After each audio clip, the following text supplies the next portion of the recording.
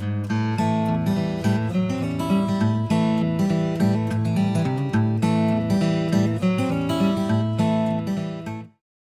morning to our entire audience. Thank you for showing up today. We're delighted to have you.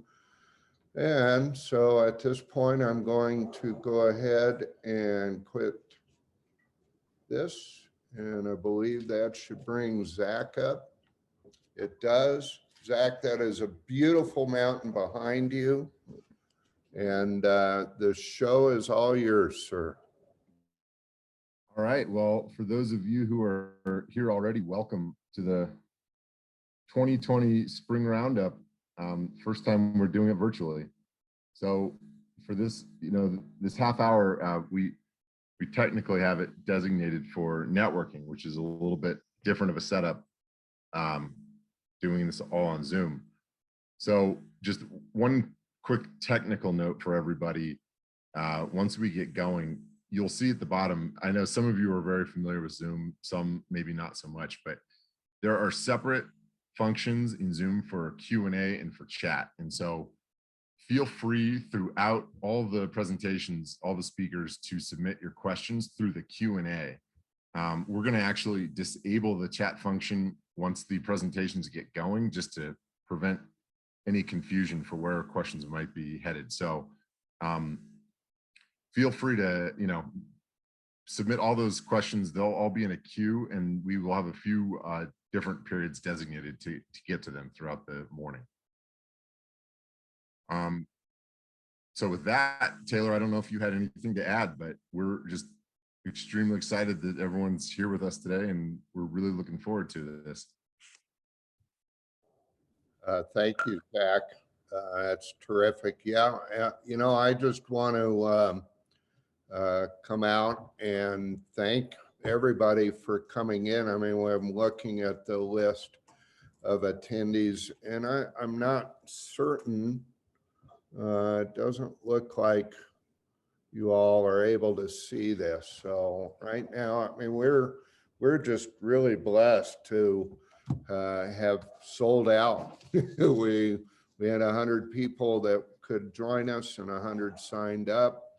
And I'm just sorry we can't be meeting in person anymore at the moment because of COVID, but and that we missed last year. We had two of them scheduled, one for April and one for what was it, September?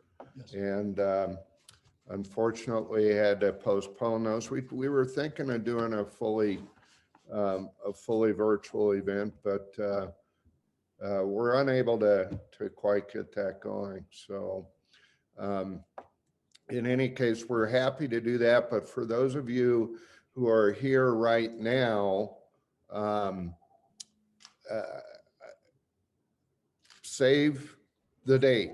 October 18, 2021, we're going to go back into in-person, and we are going to be at the lovely Mount Princeton Hot Springs Resort again.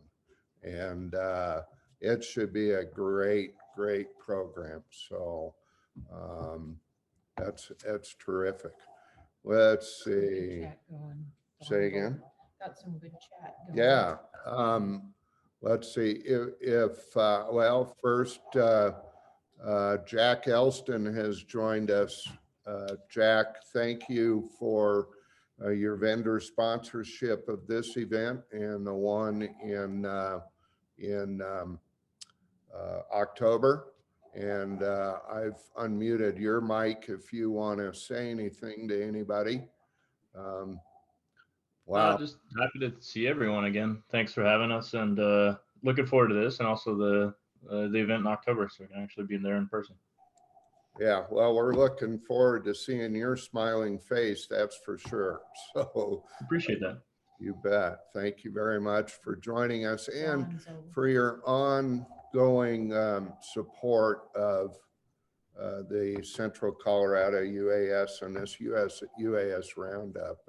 And congratulations on all the successes we're seeing for you and Black Swift in the industry news.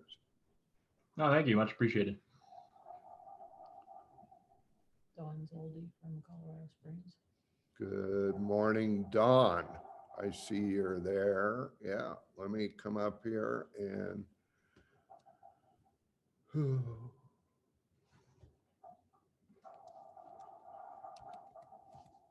there we go. Hey, Dawn. Dawn Zoldi has joined us from Colorado Springs, and we're happy to have you. You and I got contact at the drone day at the Wings Museum.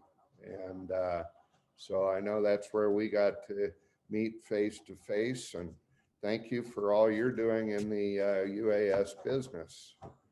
Well, thanks for unmuting me, and so great to be here. Looking forward to this. Like I said, I had a couple of conflicts later, so I'm going to dial in as much as I can. But this October event, man, count me in. I'm super excited. I've heard great things about the resort down there and what you guys do, and glad that I can finally plug in. For those that don't know me, I actually have a podcast every Monday. You guys should check it out. It's called Drones at Dawn. 8 a.m. Mountain. Inner Drone sponsors that, and so I am their host, and we'll eventually get Jack on there. And every month I try to highlight folks in Colorado, people and industry, folks in the drone industry. So this coming month in May, we're focusing on global drone regulations. So I have a lot of international guests, but beyond that, I've peppered in a lot of Colorado companies. For those that are on Clubhouse, which is a new social media audio drop-in venue, please join our Drone Law Connections room. And we are kicking that off next Thursday, the 29th. That's going to be at 11 a.m. Mountain. So if you're on Clubhouse, follow me, join that, and we'd love to see you. So anyway, thanks for the opportunity, and I'm really looking forward to partnering more with you guys as part of UAS Colorado, and also my People Tech hat. Well, we're glad to have you here, and look forward to working with you more as well. And maybe we'll be able to promote Central Colorado UAS as well. So that's very cool. Vic, I know you're there. Would you posted something in the chat about Florida. So would you go ahead and let us know Sure. on there? I found this out this morning. Somebody reached out to me, and basically, whoops, push the right mic button here. Here we go. That probably sounds better. Excuse me. Florida legislature is putting in there's a bill 1049, I think it is. Anyway, I posted the link in the chat. And it started out as a good bill. Basically, you have to have, if you're in law enforcement, you want to use a drone, you have to have a warrant. Makes sense. Just like everything else, when you're doing something in law enforcement, you need to have a warrant. But 2 days ago, Monday, somebody added an amendment that says that in order to use a drone, if you're a first responder or any government agency or work with any government agency, so even as a contract drone pilot, you have to use a drone from an approved manufacturer list. That list will be supposedly available January 1st, 2022. However, this is basically just like the federal bill. This is an anti-China bill, so you won't be able to, in all likelihood, you will not be able to use any DJI or Autel drones in your fleet if you are a government agency in Florida or work with a government agency in Florida. So that pretty much will decimate 75%, according to Charles Werner, of all the drone fleets used by government agencies in Florida. So if you're in Florida, reach out to your legislature, make sure that bill is killed. It cannot happen. It will cost lives, literally, because then people can't use their Chinese-made drones in search and rescue. So It's a work in progress. Keep your eyes open, your ears open for stuff like that. There's a number of people working behind the scenes right now trying to get this done, and including well, anyway, there's a number of people working behind the scenes. We'll get more out when we can at DSPA. All right, great. Thanks a ton for that update, Vic. Don Zoldi in the chat, is it anti-China or pro-security? So depending on your perspective, yeah. And so that one was answered. And I do want to invite anybody else who would like to have some floor time, go ahead and raise your hand and we'll go ahead and allow you to do some speaking. So let's see, as we go through here, Kiki Lathrop is with us. That's awesome. Hi, Kiki. I still need to get together with you to show you some video I've got there. But and then Mike DeSanti is a club member from the Front Range. Mike, it's glad to see you here. Terry Terrell from around the Pueblo area is here with us, and Troy, Bill Schur. And I'm pointing these people out because Central Colorado UAS is a membership organization, and we're a 501c3. And these guys are club members and are supporting us through all of their efforts. So let's see. Hi, Don. Don's Drones. Okay. Don, let me come up here and where we go. Don, I'm going to unmute you or give you that ability. And why don't you tell us about Don's Drones of Denver? Why, thank you very much. I'm thrilled to be here. I have enjoyed hearing Vic on other broadcasts with Multicopter Warehouse, so I'm a big fan and follower of his. I'm fairly the new guy on the block in drones and having my FAA Part 107 pilot's license, and I've been fortunate enough to link up with some various newspapers and magazines in Denver, including the Denver Business Journal and some other publications, and they've been very happy to accept and use my aerial photos. So I'm hoping that that will help further curiosity among all citizens who pick up papers and read them, especially because so many drones still have that bad stigma. The guys who fly at night chase girlfriends with flamethrowers attached to drones. And I think drones can be of great benefit to our society, to business, and to the world. Well, thanks, Don. Great to have you aboard, and enjoy having that. Maybe you need to consider helping us out by becoming a member of the Central Colorado UAS.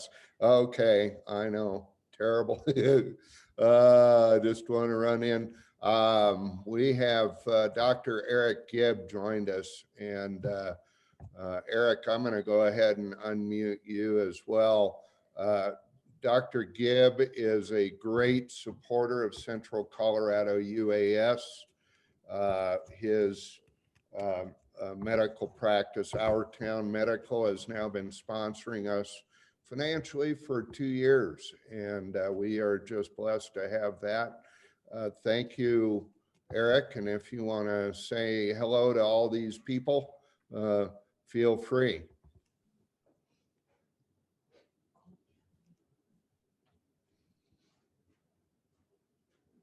No, I don't have you. I'm going to ask you to unmute and see if that happens. Okay, not hearing anything. Let me run in and just looking around. I saw this name and just delighted to have Allison Brown join us. Allison, I'm going to unmute you as well. And Allison was chair of the Chaffee County Unmanned Aerial Systems Advisory Board when I joined that board a while back. And actually the board has been dissolved, but Allison was instrumental in getting things launched, and the Central Colorado UAS kind of took over the activities of what the board was doing, including these UAS roundups. So Allison, if you'd like to say a thing, please feel free. Sure. Can you hear me okay? I'm Can hear you just fine, Allison. perfect. Got a new computer. Never know when it works or not. Yeah, no, I'm glad to see that as far as this is going. Bunch of exciting things going on.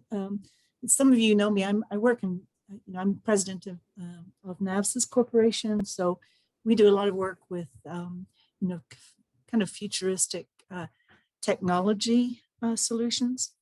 And one of the areas, I'm kind of tracking and I'm kind of excited about, which I think is going to be starting in 2023. It's 2023 to 2026 timeframe or when these new products are going to be coming out. And it's actually flying cars, taxi services that are essentially full-scale, really unmanned air UAVs that are going to be able to carry people and, for transportation, taxi and so forth. And there's a number of companies developing them. It's pretty exciting. And I actually think that could be very revolutionary in areas like, the Arkansas Valley, offering new transportation options, but it's also going to bring, I'm a bit disappointed they shut down the UAS advisory group, because zoning is going to be a huge problem with this, because currently you could certainly use the Salida Airport, for example, or the Central Colorado Airport for using these. But what would the rules, for example, be for a private landowner be able to use these types of new vehicles? And as I said, it's 2 years is not that far out. And there's a number of different, cities. I think Dubai is being very forward-thinking. Singapore is being very forward-thinking. They're actually starting to build infrastructure plans about using those types of new technology. So anyway, kind of fun thing on the horizon. I can't wait to be flying in some of the things that you see on YouTube nowadays. Oh, that's awesome. It's great to have you with us, Allison. We did have a question about UAS Colorado and whether it's meeting. And let's see, Vic, you're probably best qualified to answer that at the moment. Actually, I think Don would be. Oh, okay. Don, let me get back here. I'm starting to understand this stuff. Where'd you go? There you are. Okay. Don, you should be able to talk to that. Is Sean on here? Oh, well, okay. Sean, talk. Definitely, Sean. Yeah, there he is. Talk to us, Sean, and welcome to the meeting today. It's great. Hey, thank you. To have you here. Thank you. Can you hear me all right? I can hear you great. Terrific. Yeah. So we had a stakeholders meeting here in March. We're having another one in April, where we will announce our slate of officers. We're a little bit late this year, but we've got a great slate of officers who rogered up for responsibilities, and got some terrific activities lined up for the year. This is really a great event to kick things off for Colorado, and I always look forward to the Chaffee County UAS Roundup. I wish it was in person because I just love the place. So, but we also have I guess it was postponed last year. We have the exponential AUVSI big event that they're doing a hybrid this year. So from 4 to 6 May, they're doing an online conference, and then in August we're joining everybody down in Atlanta.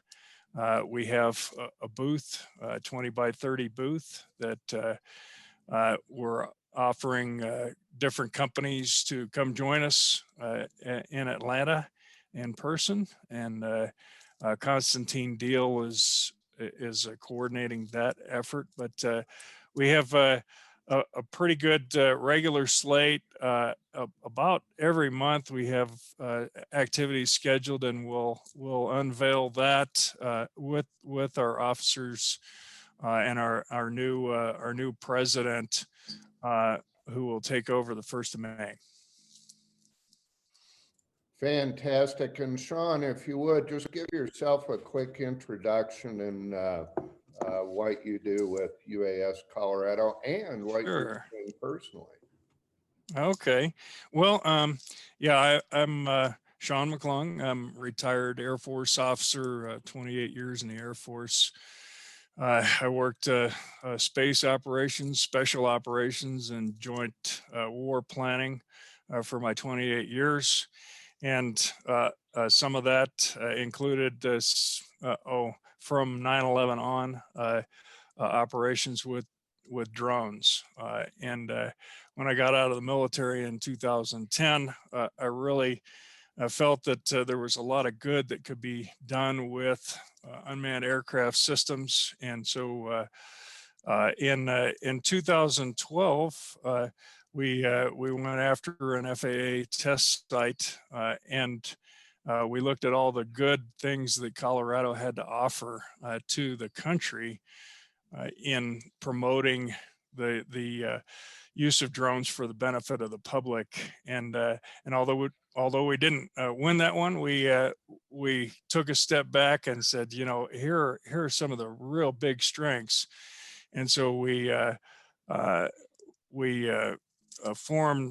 officially formed a nonprofit in 2014, and it existed a couple years before that with under the lead of Adams County. But UAS Colorado became a 501c6 organization in 2014, and I'm the chairman of the board of UAS Colorado. We have 5 board members and about 10 officers, and we have a mailing list of over 1,000 UAS enthusiasts and companies, and we get together about once a month to exchange information and network, to talk about all things drones. And very importantly, we keep an eye out on legislative activities. So anything that's not productive for the UAS industry in Colorado, we lobby against. As a 501c6, we can do that. And we also help to write productive legislation for the drone industry. And so far we're batting 1,000. We've helped to defeat 5 pieces of really bad legislation and helped to pass 3 pieces of good legislation for drones. So doing quite well on that. And I don't know what else you need to know, but I sure appreciate the opportunity to talk. You bet. That's great, and it's good to get caught up and to see you here. Thank you for all of your efforts on behalf of unmanned systems in the state, Matt. So at this point, and I did want to let you know that Dawn put up a shareholder meeting on Zoom next Thursday, the 29th at 5 p.m. that there will be notice going out. And so in order to stay on schedule, which Zach, you should be pretty happy so far. I am going to turn this over to Zach And we will get this going. Give me just a moment here real quick. And Zach, take it away. Thanks, Taylor.